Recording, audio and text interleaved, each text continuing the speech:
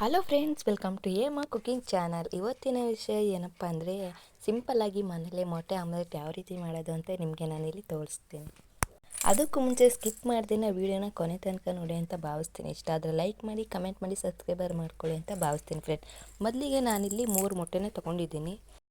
So ನಾನು ಇಬ್ಬರಿಗಲ್ವ ಮಾಡ್ತಿರೋದು, ಅದಕ್ಕೋಸ್ಕರ 2 ಗೆಂಡೆ ಈರುಳ್ಳಿ, ಸ್ವಲ್ಪ ಕೊತ್ತಂಬರಿ ಸೊಪ್ಪು, 3 ಹಸಿಮೆಣ್ಸಿನ್ಕಾಯಿ, ಸ್ವಲ್ಪ ಸಾಲ್ಟ್, ಇಷ್ಟನ್ನು ಚೆನ್ನಾಗಿ ಆ್ಯಡ್ ಮಾಡ್ಕೋಬೇಕು ಫ್ರೆಂಡ್.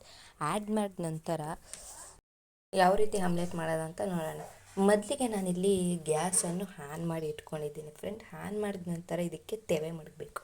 ತೆವೆಗೆ ಸ್ವಲ್ಪ ಎಣ್ಣೆ ಹಾಕಿ ಕಾಯೋ ತನಕ ಬಿಡಬೇಕು.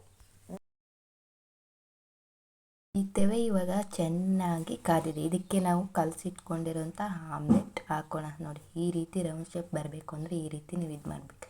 ಇದಕ್ಕೆ ಸ್ವಲ್ಪ ಆಯಿಲನ್ನು ಹಾಕಿ, ಸೊ ನಿಮಗೆ ಬೇಕು ಅಂದರೆ ಪೆಪ್ಪರ್ ಪೌಡರ್, ಚಿಲ್ಲಿ ಪೌಡರ್ ಹಾಕೊಳ್ಳಿ. ನಾನಿಲ್ಲಿ ಸ್ಕಿಪ್ ಮಾಡಿದ್ದೀನಿ ಅದನ್ನು. ಈ ರೀತಿ ಆಯಿಲನ್ನು ಸುತ್ತಮುತ್ತ ಆಯಿಲನ್ನು 2 ಕಡೆ ಈ ರೀತಿ ಹಾಕೋಬೇಕು. ನೋಡಿದ್ರಲ್ಲ ಯಾವ ರೀತಿ ಆಯಿತು ಅಂತ. ಜಾಸ್ತಿ ಸೀಸಕ್ಕೋಬೇಡಿ. ನಂತರ ಇನ್ನೊಂದು ಆಮ್ಲೆಟನ್ನು ಆ ರೀತಿ ರೌಂಡ್ ಸ್ಟೆಪ್ ಆಗಿ ಹಾಕೋತಿದ್ದೀನಿ. ನೋಡಿ ಫ್ರೆಂಡ್ಸ್, ಇದು ಚೆನ್ನಾಗಿ ಬೇಯಬೇಕು. ಈರುಳ್ಳಿ ಇಲ್ಲ ಒಬ್ಬರ್ಕಂಗೆ ಮಾಡಿದ್ರೆ ಬೇಯದೆ ಹೋಗುತ್ತೆ. ಅದಕ್ಕೋಸ್ಕರ ಚೆನ್ನಾಗಿ ಆಯಿಲ್ ಹಾಕಿ ರೋಸ್ಟ್ ಮಾಡಿ ಬೇಯಿಸಬೇಕು. ನೋಡಿದ್ರಲ್ಲ ಸಿಂಪಲ್ಲಾಗಿ ಯಾವ ರೀತಿ ರೆಡಿ ಆಯಿತು ಅಂತ. ಇಷ್ಟ ಆದರೆ ಲೈಕ್